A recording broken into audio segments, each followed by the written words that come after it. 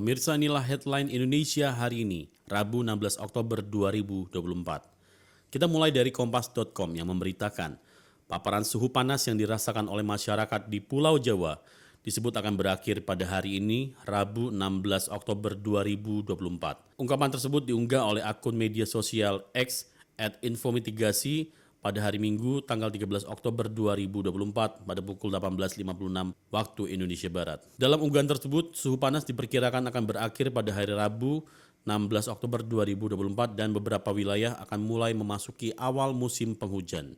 Hingga Senin 14 Oktober 2024, unggahan tersebut telah dilihat lebih dari 740.600 kali.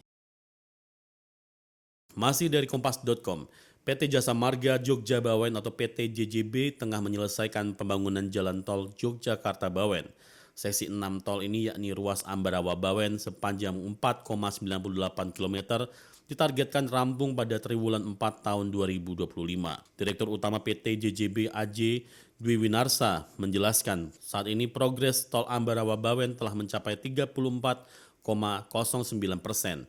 Dengan progres pembebasan lahan sebesar 78,06%. Terdapat 4 desa yang terdampak proyek tol Ambarawa-Bawen, meliputi Desa Kandangan, Desa Doplang, Kelurahan Bawen, serta Desa Kupang. Sebagian besar bidang tanah telah mendapatkan uang ganti kerugian atau UGK. Sementara itu dari Jakarta, detiknews.com merilis berita, musikus Yovie Widianto turut menyambangi kediaman Presiden terpilih Prabowo Subianto di Jalan Kertanegara, Jakarta Selatan saat pemanggilan para calon wakil menteri atau wamen. Yovie mengungkapkan dirinya diberi tugas untuk memberi masukan di bidang ekonomi kreatif. Tadi dipanggil untuk bidang pemberdayaan ekonomi kreatif, kata Yovie saat hendak meninggalkan kediaman Prabowo pada Selasa 15 Oktober 2024.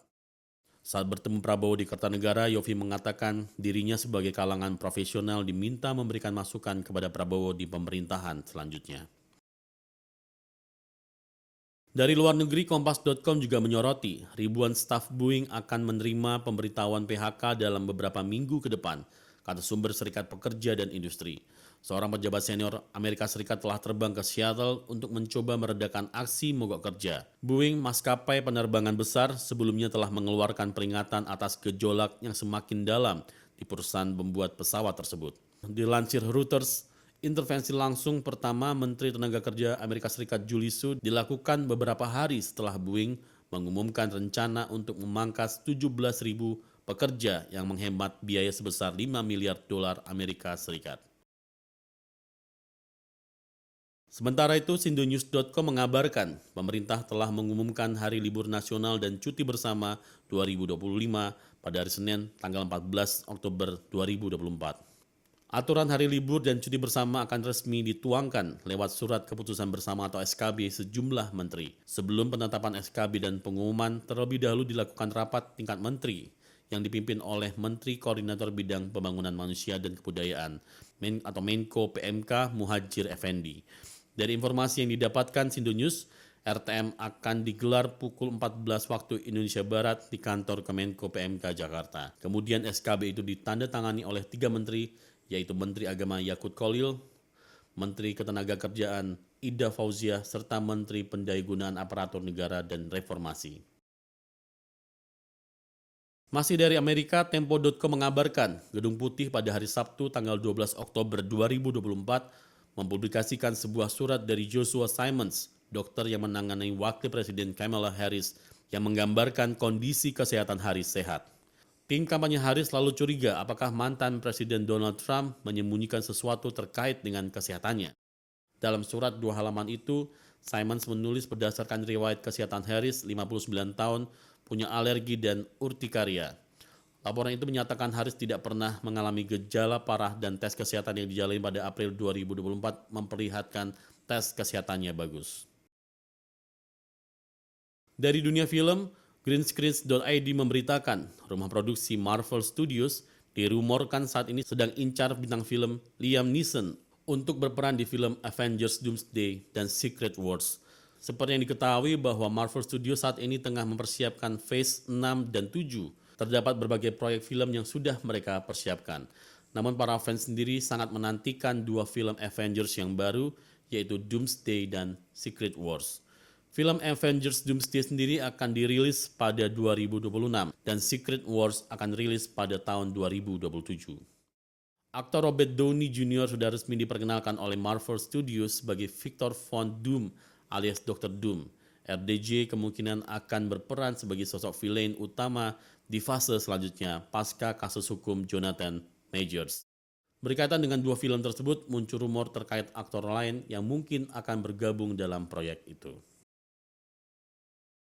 Selanjutnya diberitakan oleh CNN Indonesia, Ketua DPP PDIP Bambang Wuryanto atau yang lebih dikenal dengan nama Bambang Pacul mengatakan bahwa Kepala Badan Intelijen Negara atau BIN Budi Gunawan memang dekat dengan PDIP seperti keluarga sendiri. Hal ini ia sampaikan merespon Presiden Jokowi yang akan mengganti Kepala BIN dari Budi Gunawan ke Herindra. Herindra saat ini menjabat sebagai Wakil Menteri Pertahanan Republik Indonesia. Masih tentang PDIP, Kompas.com melansir juru bicara PDIP, Ciko Hakim mengatakan, calon gubernur Jakarta Pramono Anung mendatangi rumah Presiden terpilih Prabowo Subianto bukan untuk menjadi menteri pada masa pemerintahan mendatang. Melainkan, Pramono datang ke kediaman Prabowo untuk menyampaikan pesan dari Megawati Soekarno Putri. Ciko juga menuturkan bahwa Mas Pram memang diamanatkan oleh PDIP menjembatani komunikasi antara Prabowo dan Megawati. Dari CNBC memberitakan Sri Mulyani Indrawati kembali mendapatkan tim yang sama untuk memimpin Kementerian Keuangan pada era Presiden terpilih Prabowo Subianto. Setelah Sri Mulyani dipastikan sebagai Menteri Keuangan, giliran Suhasil Nazara dan Thomas Jiwandono datang ke kediaman Prabowo untuk memperkuat tugas Menteri Keuangan. Sri Mulyani juga masih mendapat tambahan satu orang lagi, yaitu Anggito Abimanyu sebagai Wakil Menteri Keuangan 3.